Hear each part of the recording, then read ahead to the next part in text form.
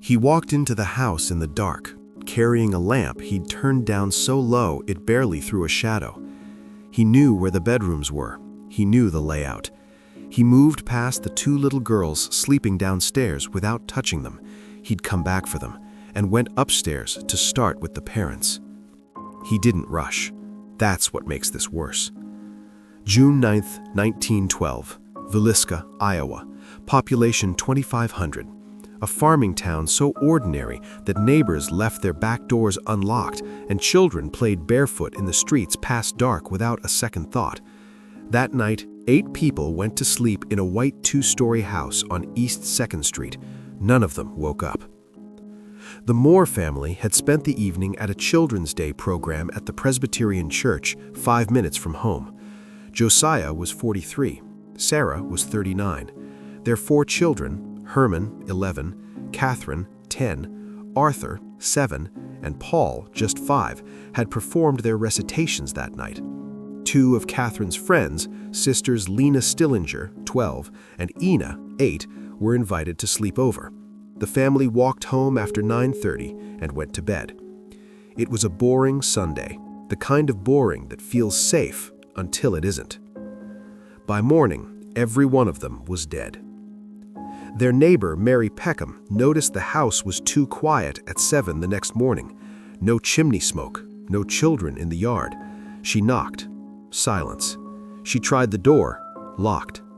She called Josiah's brother, Ross, who arrived with a spare key, went inside, and opened the door to the downstairs guest room. Lena and Ina Stillinger lay dead in their bed. He called out to Mary Peckham, waiting on the porch. "I'm afraid something awful has happened." Then he went upstairs. The coroner determined the killer had started with Josiah and Sarah, using the sharp blade specifically on Josiah, the blunt end on everyone else. Josiah had been struck an estimated 30 times. His face was gone. His eyes were missing. Then the 4 children, each killed in their beds before they could even wake. Then he went back downstairs for the 2 girls. 12-year-old Lena was found with her arm extended above her head, her nightgown pushed up around her waist, legs exposed. The forensic analysis concluded she was posed that way deliberately after she was dead.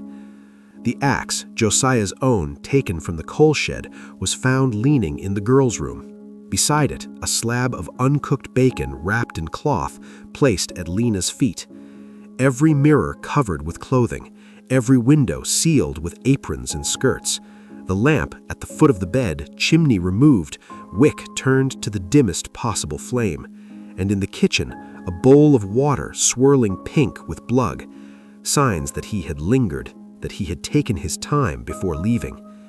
The house was found locked. The keys were gone.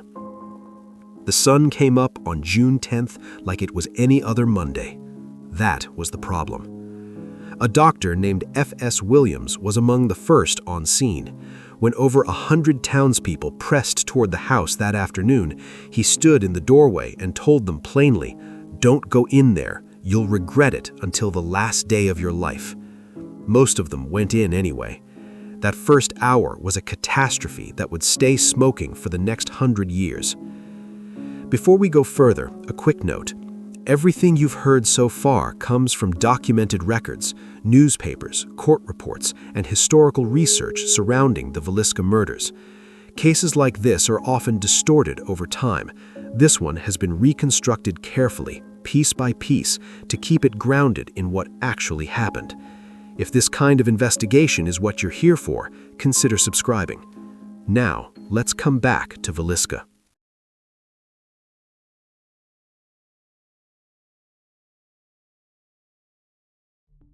2 days before the murders, he had been caught peering through the windows of homes in Villisca. Nobody arrested him. Nobody filed a report. And on the night 8 people were killed, he was the last person seen near that house before dawn. Reverend Lynn George Jacqueline Kelly was an English-born traveling minister who arrived in Villisca on June 8, 1912, 1 day before the murders, to lead the Children's Day services at the Presbyterian Church, the exact same program the Moore family attended. He stood in that church. He saw all 8 of them. He knew which house they were walking home to. At 5:19 in the morning on June 10th, Kelly boarded the westbound number 5 train out of Villisca. The bodies would not be found for nearly 2 more hours, but on that train, some passengers later claimed that Kelly told them, without being asked, that 8 people had just been slaughtered in their beds back in Villisca. He named the exact number. He described the method. He said they had been butchered while they slept. Those same witnesses later recanted every word. Kelly's history, once investigators dug into it, was disturbing on its own terms. He had suffered a severe mental breakdown in adolescence. He had been convicted of mailing obscene material to a woman who had applied for work as his secretary. He had spent time in a psychiatric institution. He moved from town to town across Iowa, Minnesota, and Kansas, staying just long enough to preach, just short enough to avoid consequences. He didn't just act strange, he inserted himself into the crime. He wrote letters, obsessive, feverish, relentless letters to investigators, to detectives, to the families of the dead. He returned to Villisca 2 weeks after the murders, told police he was a Scotland Yard detective, and talked his way inside the crime scene on false pretenses. He reportedly sent bloody clothing to a dry cleaner in the neighboring town of Macedonia days after the murders, with no explanation. When a private investigator wrote to him posing as a sympathetic correspondent, Kelly wrote back with crime scene details no innocent man should have known. In 1917, after years of mounting suspicion, Kelly was arrested and interrogated until he broke. He didn't just confess, he explained it. He told investigators, "I killed the children upstairs first and the children downstairs last. I knew God wanted me to do it this way. Slay utterly came to my mind, and I picked up the axe, went into the house, and killed them." He recanted at trial. Both juries let him walk. He was left-handed. The coroner had examined the blood spatter patterns inside the Moore house and concluded the killer almost certainly was too. It wasn't proof, but it was enough to keep his name alive for 100 years. Kelly was indicted specifically for the murder of Lena Stillinger, the 12-year-old found posed at the foot of the bed with the lamp still burning beside her. He walked out of that courtroom a free man. And Frank Jones, watching from the other side of Villisca, exhaled.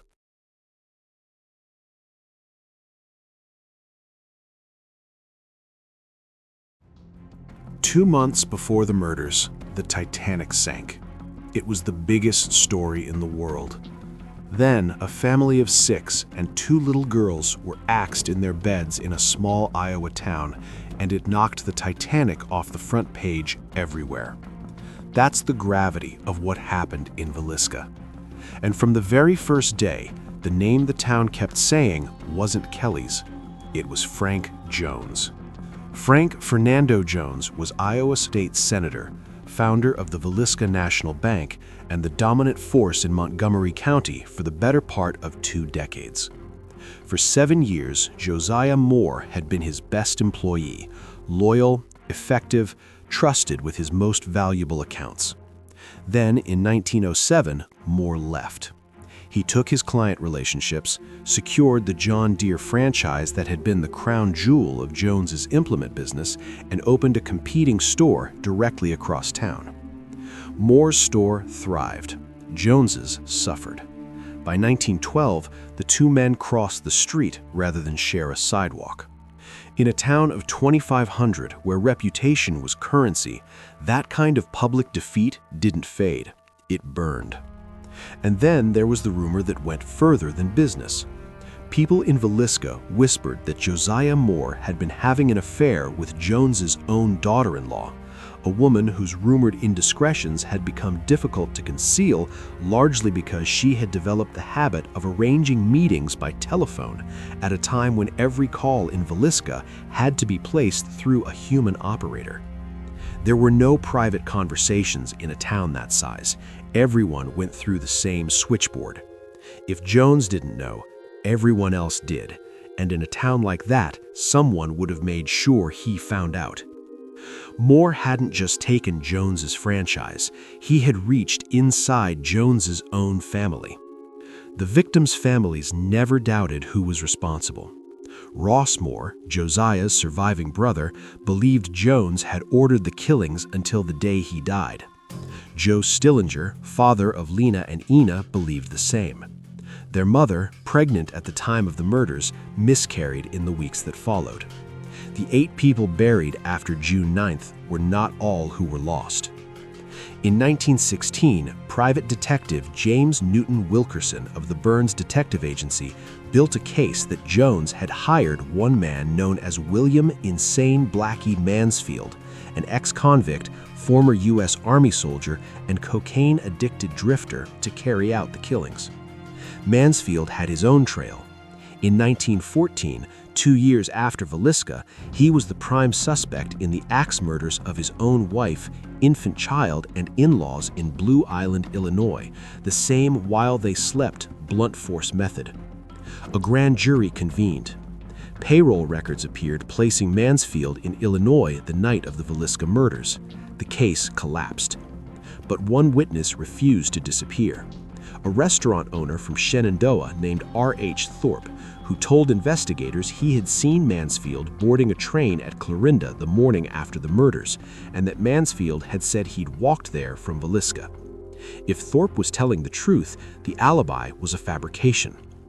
Wilkerson told newspapers he believed Jones had not only arranged Mansfield's release, but had deliberately steered investigators towards Kelly, using his wealth and political reach to redirect an entire murder investigation away from himself.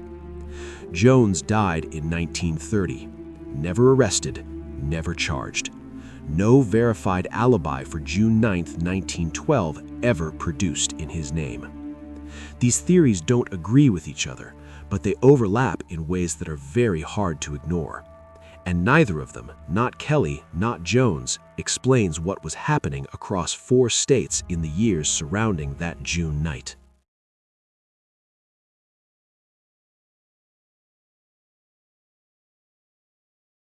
In 1913, 1 year after Villisca, 1 year before anyone was arrested for it, a federal agent named Matthew McClawdry of the Justice Department's Bureau of Investigation, the direct forerunner of the FBI, reportedly sat down with case files from a string of Midwestern family murders, drew the lines connecting them, presented his findings, and was ignored. Because in 1913, there was no infrastructure to act on what he'd found, no national crime database, no mechanism for a sheriff in Iowa to compare notes with a detective in Colorado. Whoever was killing these families had built his entire method around that gap, and he had been exploiting it for years before anyone thought to look across state lines. The murders had been occurring since at least September 1911. Colorado Springs, H.C. Wayne, his wife, their child, and a neighbor named Mrs. A.J. Burnham, all axed in their beds, windows covered with bed sheets so no light escaped. Then Ellsworth, Kansas, then Monmouth, Illinois, then Paola, Kansas, 4 days before Villisca. Each town investigating in isolation, each case going cold while the next one was already being planned. The signatures, when you lay the files side by side, are not similar, they are identical. Windows sealed, mirrors covered, victims' faces hidden beneath bedclothes, a lamp left burning at the foot of the bed, chimney removed, wick turned so low it gave barely enough light to navigate by, a basin of bloody water in the kitchen, the axe left behind, and then nothing. No footprints, no witnesses, no name. Every one of these homes sat within walking distance of a train line, every single one. In 2017, historian Bill James and his daughter Rachel McCarthy James published The Man from the Train, mapping dozens of these connected family murders stretching back to 1898 and arguing, carefully and with enormous amounts of documented evidence, that they were the work of a single individual. Their prime suspect, a German immigrant named Paul Mueller, who had been the target of a year-long federal manhunt following the 1897 murder of a farm family in West Brookfield, Massachusetts, a family whose farmhand he had been. He vanished into the country, onto the trains. James argues he kept killing for 15 years across towns so isolated from each other that no single law enforcement agency ever connected what he was doing, until McClawdry did, and by then the killing was almost over anyway. After 1912, the murders stopped. James believes Mueller may have returned to Europe as journalists began connecting the crimes publicly for the first time. The killings may have continued as late as December 1912, 2 more murders in Columbia, Missouri, bearing the same signatures. Either way, no arrest, no body, no confession, no name in any courtroom. He came. He killed entire families. Then he disappeared. Not one person who saw his face lived to describe it. 3 suspects, dozens of investigations, a century of silence. And the house where it all became visible is still taking visitors.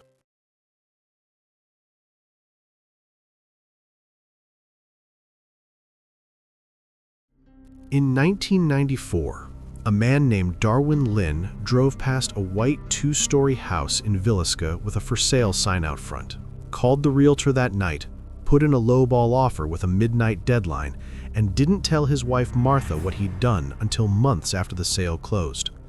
When he finally broke the news, she was, by his own account, not pleased. Then the 2 of them stripped that house down to its bones, pulled out every light switch, every pipe, every electrical wire, and restored it to exactly the condition it was in on the night 8 people were murdered inside it. No electricity, no running water, bare floors, near total darkness after sundown. The house was listed on the National Register of Historic Places in 1997. Darwin and Martha opened the doors to visitors. Thousands of people have slept in those rooms since. Darwin Lynn died at Creighton University Medical Center in Omaha, Nebraska. He was 74. It is the same hospital they airlifted Robert Stephen Lorson Jr. to on November 7, 2014 at 12:45 in the morning, the same hour the 1912 murders are believed to have occurred, after he was found alone in one of the house's bedrooms with a self-inflicted stab wound to his chest. He had arrived with a paranormal investigation team. His companions heard him call for help over their radios. The Montgomery County Sheriff's report noted no indication of an accident. He survived. He has offered no clear account of what happened in that room. The killer walked out of that house in 1912. The town walked in and erased the evidence, and the truth never had a chance. Reports claim that in those first chaotic hours, someone pocketed a fragment of Josiah Moore's skull as a keepsake before investigators could stop them. By the time law enforcement understood what had been destroyed in that first catastrophic day, it was already gone, and no amount of investigation in the century that followed ever got it back. 3 men, Kelly, Jones, Mansfield, each carried enough suspicion to fill a courtroom. None of them ever faced a final verdict. All 3 died free. The families of the victims, who believed until they themselves died that they knew who was responsible, never saw a single day of accountability.